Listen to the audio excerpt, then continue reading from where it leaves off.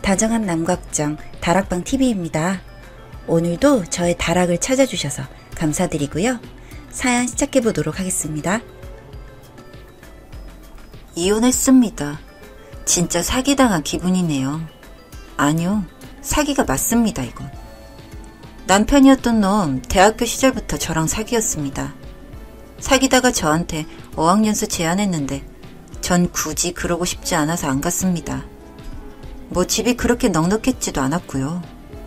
그놈 집안도 그랬는데 그래서 그런지 필리핀으로 갔습니다.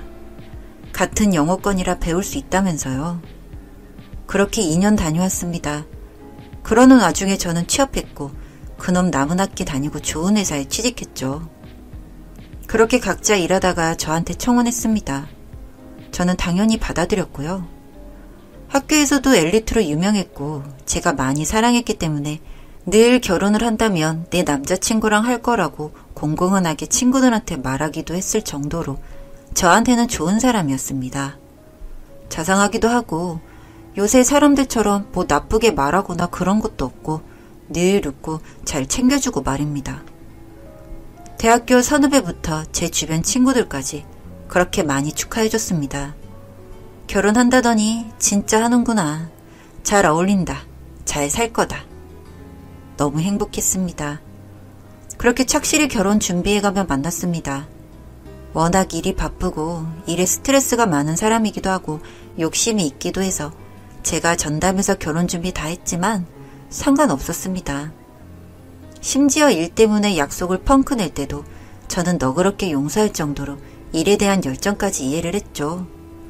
그렇게 제가 좋았던 점에는 시댁 문제도 있었습니다. 워낙 저한테 잘해주셨고 너희들만 잘 살면 우린 안 돌봐도 된다.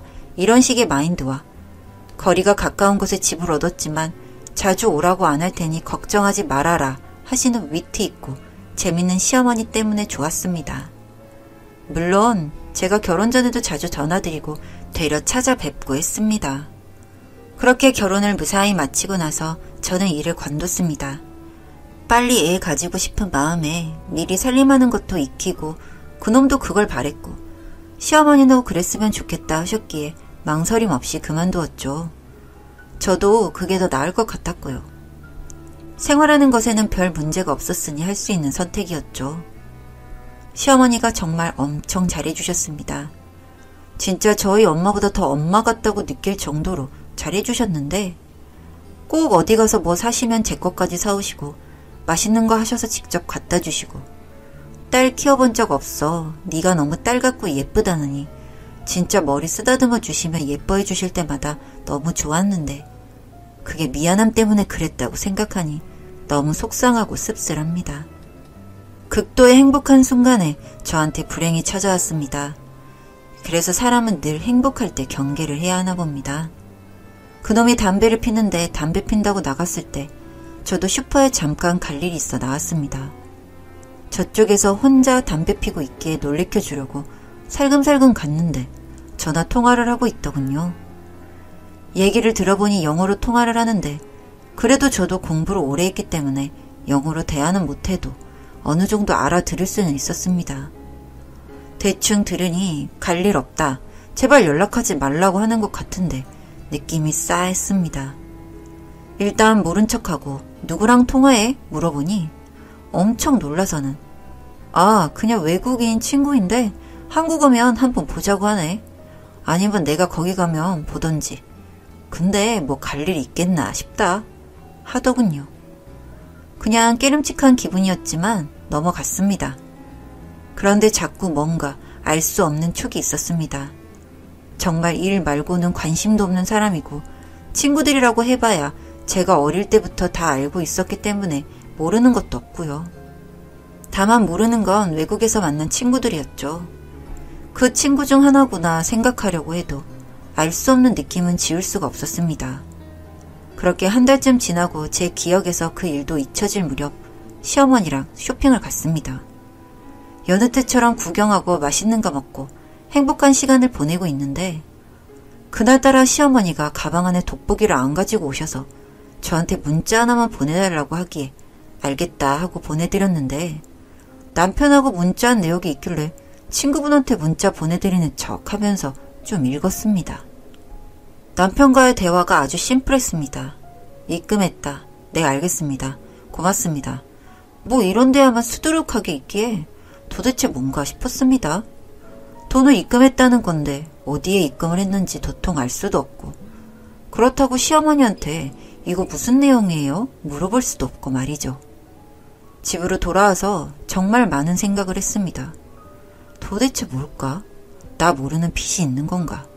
아니면 아직 용돈을 탔을 리는 없고, 도대체 뭘까? 생각에 꼬리를 물고 괴로워할 때쯤 그놈이 왔습니다. 퇴근해서 밥 달라고 하는데 일단 밥을 차려주고 식탁에 앉아서 슬쩍 떠봤습니다. 다 알고 있으니까 똑바로 말하라고요. 어머니가 입금하시는 돈 어디로 가는 거야? 물으니 엄청 당황해서는 얼굴이 벌개지기에 똑바로 말해라. 진짜 거짓말하면 끝이다. 라고 하니 겁먹었는지 일단 이따가 술 한잔하면서 얘기하자기에 알겠다 했습니다. 그렇게 대충 주 한 쌍 봐놓고 하는 얘기를 들었습니다. 그런데 이놈 진짜 제정신이 아니었습니다. 아이가 있더군요. 유학 갔을 때 필리핀에서 가진 아이였습니다. 이미 결혼하기 전 그 사실을 알고 있었고, 어차피 그렇게 된 거 생활비만 보내주면 알아서 다 키운다고 약속했기 때문에 그렇게 하기로 했다고 했습니다. 이미 아이를 낳아놓고 연락을 받았기에 손쓸 겨를도 없었고 그냥 돈 보내주면 그걸로 끝나는 줄 알았다고 합니다. 그런데 시간이 지나고 아이가 크고 나니 자꾸 아빠를 찾아서 요즘 전화 와서 한번 와줄 수 있냐고 부탁을 했다더군요. 그 전화는 그걸 매몰차게 거절하는 내용이었던 거고요. 자기 이름으로 돈을 보내면 제가 알 게 뻔하니 시어머니가 돈을 보내고 알아서 나서서 중지 중이었던 것입니다.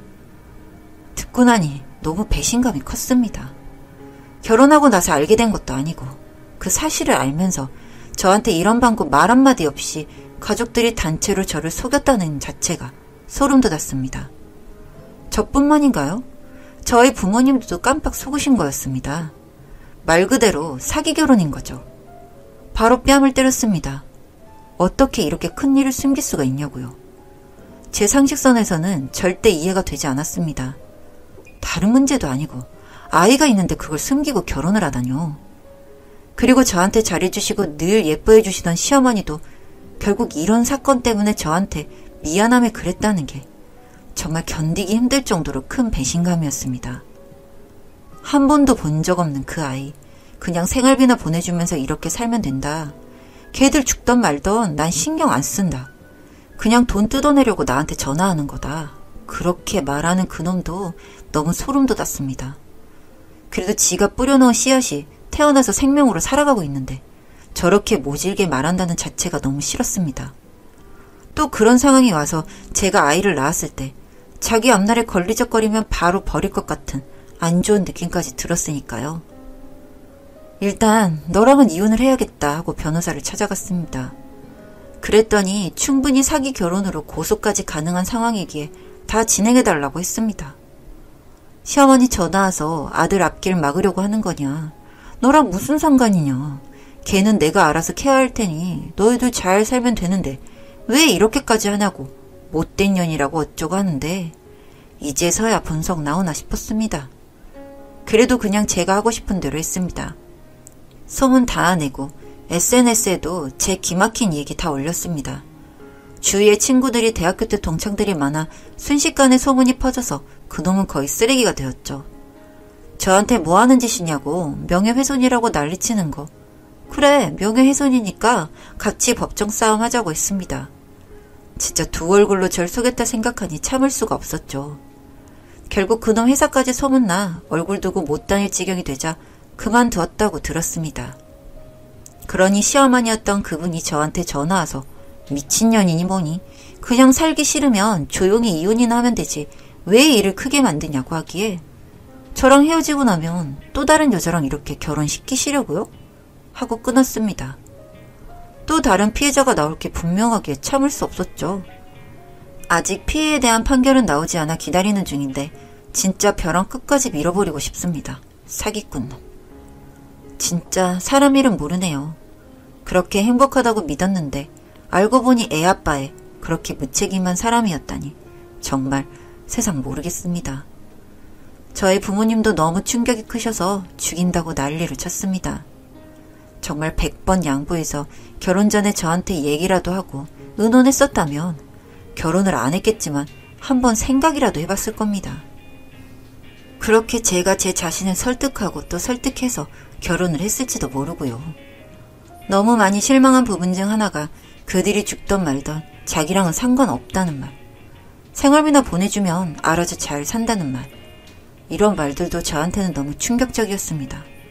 뭔 죄가 있을까요? 그 여자는. 들어보니 사귀었던 사이였는데 그냥 한국걸 날짜되니 말도 없이 사라진 것 같더군요.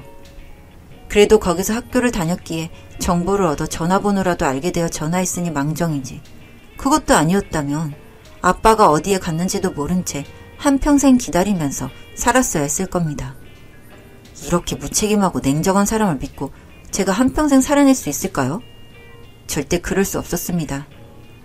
제 친구 중에는 그냥 너만 눈 감고 살아가며 아무 문제될 게 없지 않냐 말하는 친구들도 있었지만 사람 일 어떻게 할까요? 정말 한치 앞을 모르는 게 사람 일이고 가장 중요한 건 제 마음속에 이 응어리를 품은 채로 절대 살 수 없었을 겁니다. 행복한 순간에도 계속 생각이 나겠죠. 그래서 과감히 포기했고 잘한 선택이라 생각합니다. 다 마무리 짓고 여행이나 한번 다녀와야겠습니다. 읽어주셔서 감사합니다. 안녕하세요. 다정한 남각정 다락방TV입니다. 오늘도 저의 다락을 찾아주셔서 감사드리고요. 사연 시작해보도록 하겠습니다. 안녕하세요. 결혼 1년차의 평범한 남자입니다. 저에게는 강아지가 있었습니다. 흔히들 키우는 강아지나 고양이들을 보고 반려동물이란 말을 쓰시던데 제게 그 친구는 강아지 이상의 존재였습니다. 막내 동생 같기도 제 자식 같기도 한 그런 친구였는데 일주일 전에 그런 아이를 장모님께서 제게 어떤 말도 없이 내다 버리셨습니다. 오늘도 길거리에 나가 전단지를 붙이고 들어왔는데 하루하루 너무 속상하고 혹시나 찾지 못하면 어떻게 해야 하나 라는 걱정 때문에 사는 게 너무 힘이 들어요. 그 친구 때문에 울고 웃었던 기억들이 너무 많은 만큼 간절하게 찾고 싶습니다. 저와 제 아내는 같은 직장에서 알게 되었습니다.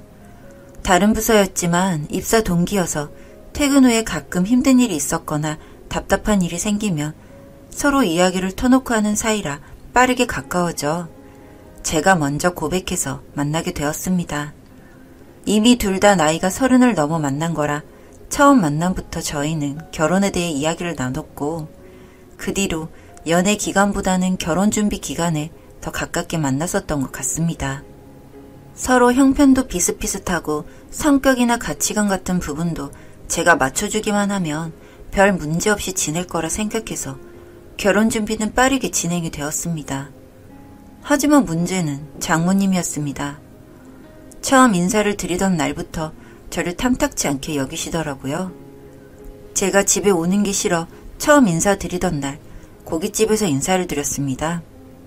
집 앞까지 도착해서 들어가려고 하니 장모님과 아내가 옷을 입고 집을 나와서는 근처 고깃집에서 밥을 먹자고 하네요. 얼떨결에 저는 아내 손에 이끌려서 고깃집으로 향했고 그때까지만 해도 저를 싫어하실 거라는 생각을 못한 저는 그곳에서 처음 인사를 드렸습니다. 식사를 하시는 내내 뭔가 불편한 표정이셨던 장모님은 속이 좋지 않다는 말만 하시고는 금방 자리를 떠나시더군요. 나중에 아내에게 들었었는데 결혼 준비를 하는 과정에서 장모님과 마찰이 심했다고 하네요. 제 직업도 마음에 들지 않고 결혼하면 시집갈 딸도 아직은 보내기 싫어하시고 이런저런 이유를 들어 결혼을 반대하셨다고 합니다. 그냥 제가 봐서는 아내가 결혼하는 게 싫으셨던 것 같습니다. 장모님께서는 아내가 어릴 때 이혼을 하셨다고 합니다. 얼굴도 모르지만 장인어른께서는 돈 벌 궁리는 안 하고 매번 놀기만 해서 결국에는 이혼을 하셨다고 이야기를 들었는데 그 때문인지 아내에게도 장모님께서 곧잘 결혼하지 말라는 뉘앙스의 이야기를 자주 하셨다고 하네요. 그땐 이런 상황을 하나도 저는 모르는 상태라 그저 장모님께서 저를 조금 어려워하시고 불편해 하시는구나 정도로만 생각을 했습니다. 그 후로도 저는 나름 장모님께 잘 보이고 싶은 마음에 따로 연락을 드리기도 하고 선물도 보내드리고 같이 식사라도 하려고 했는데 그때마다 장모님께서는 한사코 거절을 하셨습니다. 그런 일이 반복되다 보니 저도 점점 장모님이 어려워지기 시작했습니다. 진지하게 아내에게 이야기를 해도 어차피 결혼하면 따로 살 텐데 너무 걱정하지 말라고 이야기만 하니 저도 나중에는 아내의 말처럼 1년에 보면 몇 번을 보나 싶어서 그러려니 했습니다. 그 후로 결혼식까지는 별탈 없이 잘 진행되었습니다. 나이가 있는 상태라 연애라고는 6개월밖에 하지 않았지만 만나는 내내 크게 부딪히는 것이 없어서 잘 살 수 있겠다는 생각이 들었습니다. 하지만 결혼은 4개월째가 되어서는 그런 생각이 큰 착각이었음을 알게 되었습니다. 결혼 후 약 4개월이 지났을 무렵에 장모님께서 저희와 함께 사시고 싶다고 하셨습니다. 아무래도 결혼 이후에 장모님 혼자 지내시다 보니 많이 적적하셔서 그런 거겠지만 제 입장에서는 무척이나 불편해서 반대를 했었습니다. 결혼 전부터 저를 의도적으로 계속 피하시기만 하는 장모님을 봐서 그런지 무척 불편할 것 같아 아내에게는 싫다는 내색을 비쳤는데 아내는 또 그런 저의 모습을 보고 실망했다고 하네요. 혼자 지내시는 장모님이 얼마나 외롭겠냐며 모시고 살고 싶다는 주장을 굽히지 않아 하는 수 없이 신혼 4개월 만에 장모님을 모시고 살게 되었습니다. 가족이니까 평생 안 보고 살 생각도 없었고 오히려 처음에는 불편해도 같이 지내다 보면 장모님께서도 제게 마음을 열겠지 싶어서 마지못해 허락을 했는데 결국에는 똑같더라고요. 여전히 장모님께서는 저를 너무 불편하게 생각하십니다. 아니 정확히 말하면 저를 없는 사람인 양 무시를 하시고 계십니다. 인사를 드려도 같이 TV를 보면서 이야기를 나눠도 제가 묻는 말에는 대답을 안 하시네요. 그러다 보니 저도 장모님과 둘이서만 있게 되는 상황을 피하고 아내가 있을 때에만 거실에 나가 있습니다. 집에서는 누구 하나 편하게 대화를 하지 못하자 저는 주로 강아지만 봤습니다. 결혼 전부터 제가 키우던 강아지로 나이는 4살입니다. 퇴근하고 집에 돌아오면 우리 강아지 산책시키고 놀아주는 게 제 낙이었습니다. 그러다 지난주에 회사 일로 타지에 출장이 있어서 4일 만에 집에 들어왔습니다. 항상 퇴근하고 집에 돌아오면 제일 먼저 뛰어와서 저를 반기던 강아지가 보이지 않더군요. 이상하다 싶어서 온 집안을 강아지 이름을 부르면서 다니는데 장모님께서 저희 강아지를 팔았다고 합니다. 땡서방, 강아지 새끼 내가 팔아버렸네. 네? 장모님 그게 무슨 말씀이세요? 저희 땡땡이를 팔긴 어디로 팔았다는 말씀이세요? 개장수한테 팔았네. 자네가 퇴근하고 집에서 개새끼만 끼고 도니까 우리 땡땡이가 외로워하지 않는가. 아니 장모님, 그건 저희 부부 사이의 일이고 아무리 그렇다 해도 어떻게 땡땡이를 팔아버리셨어요? 저한테는 가족이에요 장모님. 아니 무슨 개새끼가 가족인가? 옆에 있는 마누라한테나 잘할 것이지. 허구한 날 개새끼나 끌어안고 있고 그게 무슨 남편인가? 이제부터라도 잘해주게. 장모님께서는 제가 강아지를 키우니 아내에게 소홀하고 그래서 부부 사이가 걱정된다는 이유로 저의 강아지를 버렸다고 하십니다. 그 소리를 듣는데 저도 너무 화가 나서 큰 소리로 장모님께 대들었습니다. 당장 어디로 팔았는지 알려달라고. 지금 우리 부부 사이에 문제가 생긴 건 땡땡이가 아니라 장모님 때문이라고 고래고래 소리를 질렀습니다. 장모님께서는 못 들은 척 소파에 앉아서 TV만 보시고요. 그 순간 아내도 퇴근해서 이 광경을 보게 되었습니다. 난데없이 제가 장모님께 소리를 지르고 있으니까 아내는 화들짝 놀라서 저와 장모님 사이를 막아서더라고요. 장모님께서는 아내가 보이니 이내 눈물을 흘리기 시작했습니다. 참나, 옆에서 이 상황을 모르는 사람이 봤으면 아주 제가 이상한 놈이 되는 광경이 되더군요. 아내는 장모님께서 울고 계시니 저를 죽일 놈 쳐다보듯이 쳐다보고 있었고 저는 자초지종을 설명했습니다. 한시라도 빨리 강아지가 어디로 갔는지 걱정이 돼서 죽을 지경이었지만 차분히 설명했습니다. 집에 돌아와 보니 우리 땡땡이가 없어져서 장모님께 여쭤봤더니 개장수에게 팔았다고 하더라. 그 상황에서 내가 어떻게 침착할 수가 있겠느냐라고 하니 아내도 눈 하나 깜짝하지 않고 그런 일로 지금 어른을 이렇게 쏘아붙이면 어떡하냐고 말하네요. 아니, 저희 강아지를 개장수에게 넘겼다는데 눈 하나 깜짝하지 않고 고작 그런 일로 장모님께 대드는 몹쓸 사람인 것처럼 절 취급하더군요. 더는 이야기해봤자 말만 길어질 것 같아서 장모님 핸드폰을 열어 통화 목록을 뒤졌습니다. 거기에 모르는 번호는 없더군요. 다시 장모님께 따지니 개장수에게 판 게 아니라 동네에 내다 버렸다고 합니다. 지금 1월 이 엄동설 안에 혼자 벌벌 떨면서 길거리를 돌아다닐 땡땡이를 생각하니 너무 가슴이 아파 미칠 것 같습니다. 장모님에게는 당장 이 집에서 나가라고 했습니다. 아니면 제가 나가겠다고 통보하고 저는 바로 짐을 싸서 본가로 들어왔습니다. 아무리 사이가 마음에 들지 않는다고 제 자식 같은 강아지를 내다 버리다니요? 정말 그때 내가 왜 출장을 갔을까? 아니, 왜 장모님을 모시고 살자고 허락했을까? 아니, 처음에 왜 이 사람을 만나서 결혼을 했을까? 라는 후회가 너무 들어 미치겠습니다. 그랬으면 아내를 만나지 않았으면, 장모님을 만나지 않았으면 우리 땡땡이가 제 무릎 위에서 곤히 자고 있었을 텐데. 이 추운 겨울에 3일 내내 전단지를 붙이고 돌아다니고 있지만 아직 연락 온 곳은 없습니다. 장모님에게는 당장 집에서 나가고 서로 영 끊고 살지 않으면 이혼해버리겠다고 이야기를 했습니다. 이혼 이야기가 나오니 그제서야 제 딸 이혼녀 만들기는 싫은지 전화로 미안하다고 다시 한번 생각해보라고 연락이 오던 중에 정말 마지막이니 잠깐만이라도 집에 들리라고 장모님께 전화가 오더군요. 저도 무슨 이야기인지 드러나 보자는 심산으로 퇴근 후 집으로 갔는데 집에 가보니 웬 강아지를 안고 서 있더군요. 세상에, 웃으면서 똑같은 품종 강아지를 사왔다고 이거 키우면서 이제 그만 자기를 용서하고 집에 들어오라고 합니다. 진짜 그 순간에는 그나마 있던 정남이가 뚝 떨어져서는 장모님께 나가라며 집안에 장모님 짐을 꺼내서 집 밖으로 다 던져버렸습니다. 아내가 미친놈이라고 저를 말리는데 아내에게 너도 똑같다고 둘 다 집에서 나가라고, 여기 내 돈으로 산 내 집인데 너희 모녀가 나가라고 소리를 지르니까 아내는 자존심에 그러겠다고 하고 장모님을 모시고 집을 나갔습니다. 장모님 전에 살던 집도 팔아버려서 어디 갈 곳도 없을 텐데 호기롭게 나가더니 금세 현관문을 두드리네요. 미안하다고 열어달라는데 진짜 저도 상황이 이 지경까지 오니 잘 풀어서 계속 얼굴 보고 살 자신도 없고 이혼하자고 말을 했습니다. 자기는 잘못한 게 없다고 한사코 거부하는데 현재 이혼 소송을 준비 중입니다.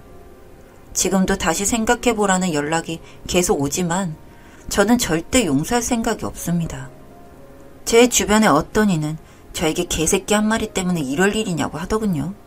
그래서 사연 보내게 되었습니다. 제가 정말 오버인지 말입니다. 다정한 남각정 다락방 TV입니다. 오늘도 저의 다락을 찾아주셔서 감사드리고요. 사연 시작해보도록 하겠습니다. 안녕하세요. 저는 30대 후반의 보육교사입니다. 영화반 담임을 맡고 있었어요.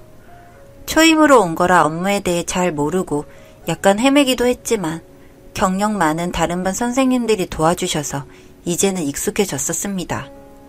처음에는 학부모님 대하는 것도 어려웠고 칭얼대고 우는 영아들 달래는 게 쉽지 않았어요.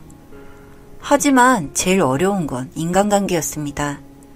오히려 수업하는 건 그렇게 괴롭지 않았어요. 하고 싶어서 하는 일이었기 때문이었죠. 사회생활에서 처음 느껴봤던 굴욕적인 사건들을 풀어내려고 합니다. 가장 큰 문제는 원장 선생님이셨습니다. 겉으론 정말 예쁘고 세련된 분인데 욕도 잘하시고 학부모 욕을 정말 많이 하던 분이었습니다. 아이를 두고 가면서 문이 닫히자마자 욕 방언으로 계속 불만을 토로하곤 했죠. 생각이 없고 빈티나는 짓만 한다는 둥, 기저귀를 좀 늦게 갖다 주면 거지 근성이라면서 저런 애는 받지 말아야 한다고 그러셨고, 발달장애 아이가 있었는데 대놓고 야단을 치고 심하게는 아니었다고 해도 체벌을 가하기도 했습니다. 그 애가 결석하면 개 탔다고 좋아하는 모습을 보면서 악마가 따로 없다는 생각이 들 정도였으니까요. 사세반 애들 이름을 대놓고 거론하면서 공부 머리가 아니라는 둥, 애들이 엄마 아빠 부부싸움 했다고 하면 왜 싸웠는지, 그때 넌 뭐하고 있었냐고 꼬치꼬치 캐묻는 등 한마디로 어이가 없는 행동들을 하곤 했습니다. 또 학부모가 담임과 직접 연락을 주고받는 걸 극도로 싫어했었고요. 뭐랄까요?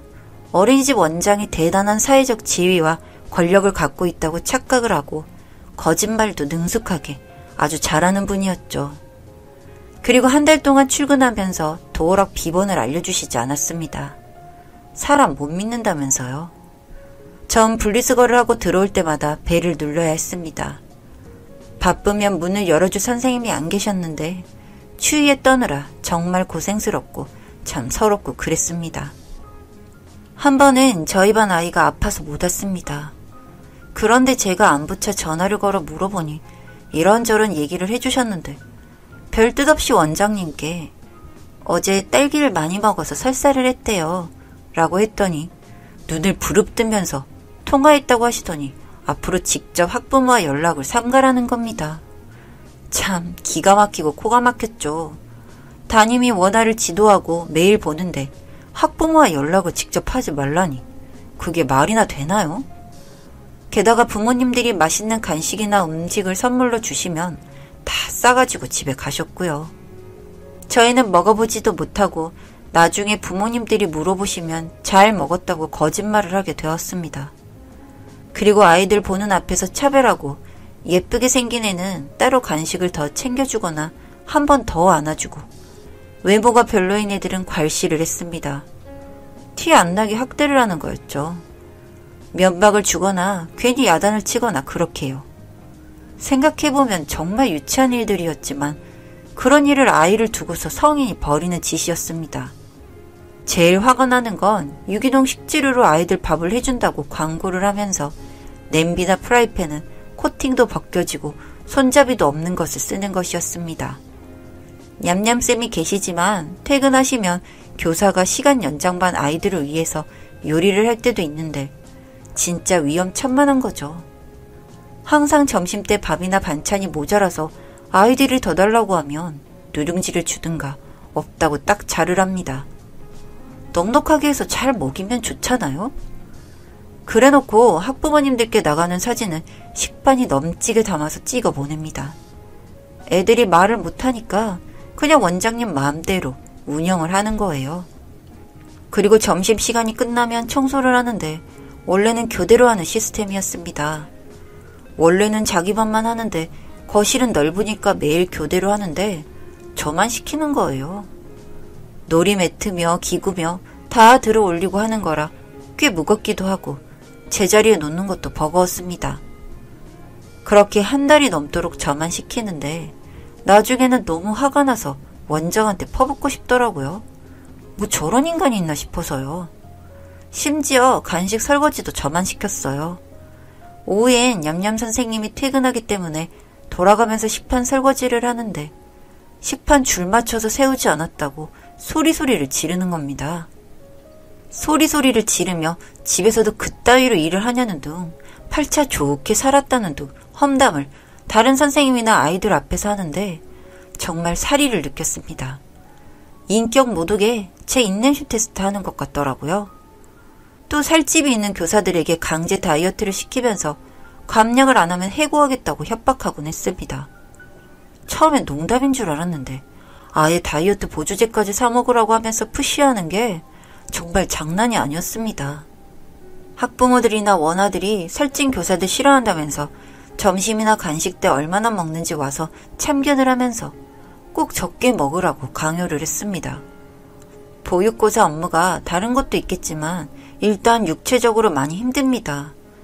영아반 담임은 더 힘든 게 아이를 안고 내려놓고 씻기고 하는 과정이 보통 어려운 게 아니라서 교사들이 근무 중에 침을 맞거나 물리치료 받는 일이 허다했죠. 그런데 원장은 그 정도는 기본이라면서 늘 CCTV로 교사들을 감시하고 본인의 감정대로 폭언하는 건 당연하게 여겼습니다.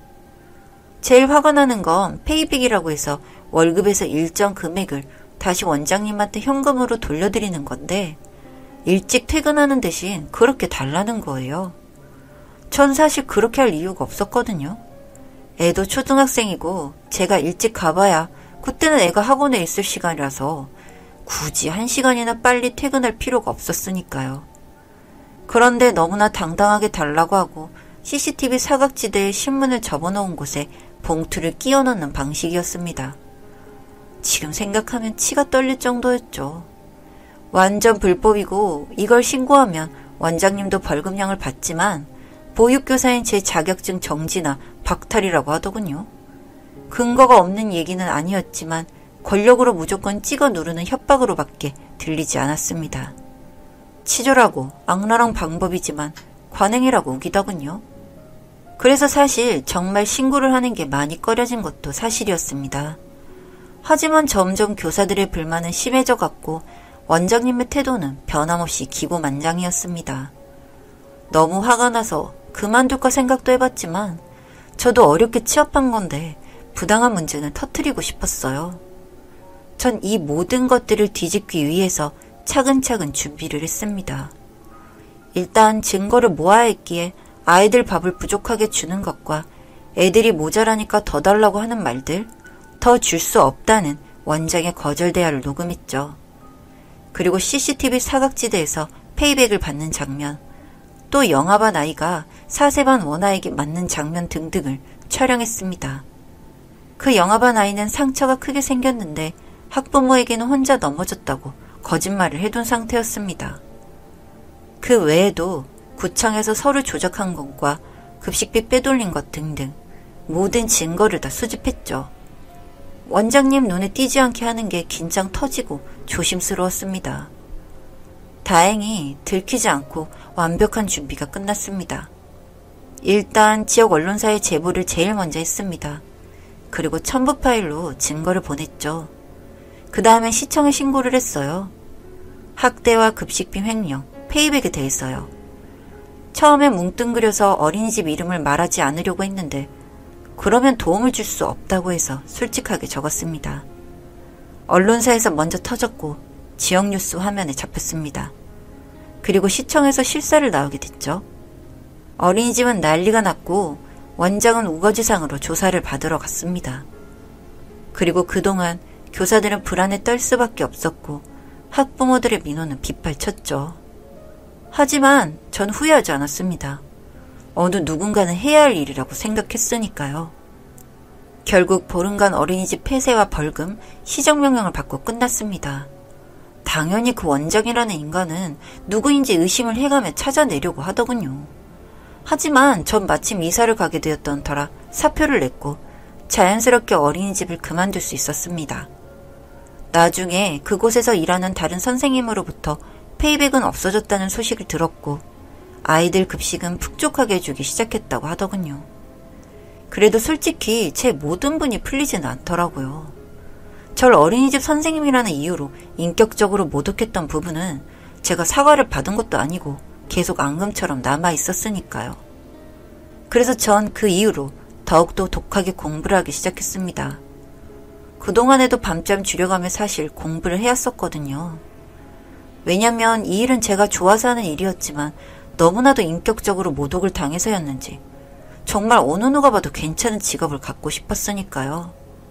그래서 한동안 했다가 포기했던 공부를 시작했고 정말 공부라는 게 시험 운이라는 게 다 때가 있는 건지 정말 기가 막히게도 7급 공무원으로 합격을 하게 된 거였습니다. 제 자아 실현을 하게 되니 그 기쁨을 말할 수 없이 컸죠. 그래서 제가 근무했던 어린이집 교사들만 불러서 한턱을 크게 내고 선물도 돌렸습니다. 그리고 그때 선생님들이 제 소식을 원장에게 알렸더니 아주 배 아파했다고 하더군요. 그 원장의 딸도 꽤나 오랫동안 공무원 시험 준비를 하고 있었는데 여전히 합격을 못한 상태였거든요. 그런데 별것도 아니고 그저 그런 인간이라고만 여겼던 제가 7급 공무원에 합격했다는 소식을 들으니 당연히 배가 아팠을 수밖에요. 그리고 그 사건 이후로는 학부모들도 촉을 엄청 세우고 지켜보고 있고 시에서도 지속적으로 관리가 들어와서 뭐 하나 원장 마음대로 할 수 없게 되었다고 하는 겁니다. 그래서 아주 골머리를 썩고 있다면서요. 그 이야기를 들으니 참 속이 시원하기도 하고 제가 한 일이 새삼 대단하게 느껴졌습니다. 정말이지 소규모 가정 어린이집에서 일어난 일이었지만 앞으로는 절대 이런 일이 벌어지지 않았으면 합니다. 그 나이대의 아동에게는 정말 두고두고 기억되는 정서적 육체적 학대거든요.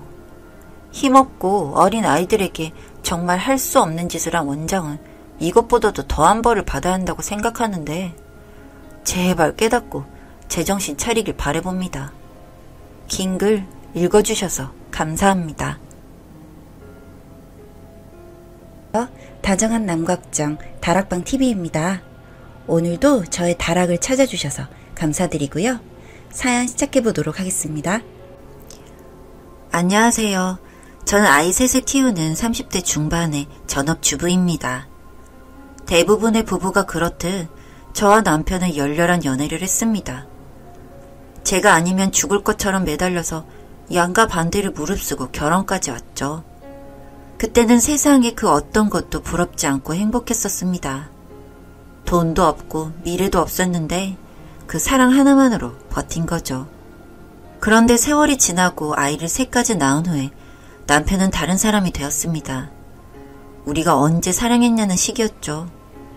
남남보다도 더한 부부가 되어버렸습니다. 처음에는 다 제가 아이를 키우느라 남편에게 소홀해서 그런 줄 알았어요. 아이가 하나도 아니고 셋이나 되니 육아를 할 때 남편의 도움이 정말 필요했습니다. 그런데도 남편은 산으로 들로 놀러 다니며 형편에 안 맞는 골프를 치러 다녔습니다. 정말 가슴속에서 화가 치밀었죠. 저는 손목이 아프고 어깨에 염증이 생겨서 병원에 가고 싶어도 애 봐줄 사람이 없어서 못 다녔거든요. 얼마 지나지 않아 남편의 행동은 더욱 이상해졌습니다. 우연히 폰을 보았는데 채팅 앱을 깔아놓고 본인이 싱글인 척하면서 이 여자 저 여자와 채팅을 하면서 애인을 찾고 있더라고요. 여자의 촉이란 건 정말 있나 봐요. 심지어 외국 여자들까지 안 되는 콩글리시를 섞어가며 어떻게든 해보려고 수를 쓴 게 남아있는 거예요. 저 애새 키우느라 하루가 어찌 지나가는 줄 모르는데 저한텐 생전 문자 한 통 전화 한 통 안 하는 사람입니다. 아기 들다가 허리를 삐끗했는데 괜찮냐 소리 한마디 없었어요. 그런데 그 동남아 여자랑은 연애를 막 시작하는 남자처럼 설레고 앉아있더군요. 증거를 내밀었더니 변명도 없고 그렇다고 인정하는 것도 아니고 모르쇠를 일관하는 겁니다. 이런 걸 하소연하려고 해도 반대하는 결혼을 한지라 제 편도 없고요. 너무 가슴이 아팠고 누구에게도 얘기를 꺼내기가 힘들었습니다. 어떻게 그럴 수 있냐고 소리를 질러도 묵묵부답이었죠. 그대로 있을 수가 없어 저는 애 셋을 데리고 일단 친정집에 갔습니다. 그냥 남편 출장이라고 쉬러 온 거라고 들러댔죠. 제가 이렇게 친정이라도 와 있으면 남편이 데리러 올 줄 알았는데 끝내 오지 않더군요. 이런 속 타는 제 마음도 모르는 채 친정에서는 오래 집 비우는 거 아니라면서 반찬을 잔뜩 하셔서 집에 데려다 주셨습니다. 눈에서 나오는 눈물을 참는데 가슴속에는 피눈물이 흐르는 겁니다. 집에 오니 남편이 소주를 혼자 마시고 있더군요. 애들을 재우고 얘기를 해봤어요. 왜 그랬냐고 말해보라고 제가 물었죠. 자기는 새로 연애를 시작하고 싶었다는 거예요. 남자로서 만족감을 느꼈고 살아있는 것 같았다고 하더군요. 제가 그랬죠. 미안한 마음은 조금도 없냐고. 그랬더니 억지로 미안하다는 한마디 하더군요. 마음 같아서는 찢어 죽이고 싶었지만 애 셋을 두고 차마 그럴 순 없었습니다. 너무 괴로워서 남은 소주를 제가 다 마셨어요. 사업자금 되느라 빚만 2억이 넘고 애 셋을 키우는데 분유값이 없어서 다 모유로만 키워왔던 저입니다. 막내가 이제 3개월인데 얘를 두고 어디 갈 수도 없었고 일을 구할 수도 없었어요. 바보같이 남편만 믿고 애를 셋이나 낳은 것도 후회스러웠고 정말 앞이 캄캄했습니다. 이혼하자고 하니 하겠답니다. 저에 대한 애정이 없어졌다면서. 너무 어이가 없었어요. 양심도 버린 듯 이젠 체념을 하더군요. 전 정말 죽고 싶었지만 앞으로 이런 남자와 인생을 함께하느니 포기를 하는 게 낫겠다는 생각이 들었죠. 사업을 목숨 걸고 해서 애들 먹여 살리려는 노력도 없이 딴짓거리만 하고 다니는 인간이 애들 아버지라는 게 정말 끔찍하기만 했으니까요. 애들은 커가는데 저렇게 무책임하고 생활력 없고 기본 인성도 안 되어 있다는 걸 그동안에도 알고 있었지만 모르는 척 해왔던 저였는데 이젠 끝이 보이는구나 싶더군요. 그러던 어느 날부터인가 힘들고 괴로운 마음속 깊은 곳에 담긴 감정을 글로 썼습니다. 그리고 SNS에 올렸죠. 제 이야기라곤 하지 않았고 예전에 사보 기사로 회사를 다녔던 기억을 떠올리며 한 줄 한 줄 정성껏 써내려갔어요. 그리고는 겨우 울음을 삼키고 애들을 재우며 글을 쓰다 책상에서 잠들었죠. 아무리 힘들어도 단 하루도 거르지 않고 글을 써서 올렸습니다. 저로선 그 길밖에 없었으니까요. 처음에는 그 과정조차 번거로웠는데 익숙해지게 되니 저에게는 활력소가 되더라고요. 그리고 무엇보다 이혼하고 먹고 살 만한 멘탈이 갖춰져야 했는데 점점 제 스스로 독해지고 강해지는 걸 실감할 수 있었습니다. 그렇게 석 달이 지났을 무렵 출판사에서 연락이 왔습니다. 책으로 내고 싶은데 작가님 생각은 어떠시냐고. 그땐 남편이 생활비도 주지 않아서 친정에서 빌린 돈으로 생활하고 있을 때였거든요. 담당자를 메신저로 만나 원고에 대해 얘기를 나누고 메일로 보내드렸더니 계약하겠다고 연락이 왔어요. 정말 믿기지 않았습니다. 더 놀라운 건 그렇게 계약을 하고 출간이 되기까지 시간은 얼마 걸리지 않았고 일세가 한 달도 안 돼요. 다 팔렸습니다. 필명을 썼기에 아무도 제가 쓴 글인 줄 주위 사람들은 몰랐죠. 뭐 다른 것보다도 받은 계약금으로 애들을 배불리 먹을 수 있어서 행복했는데 출판사에서 3세를 찍고 있다는 겁니다. 제가 생활비도 없다는 걸 아신 사장님이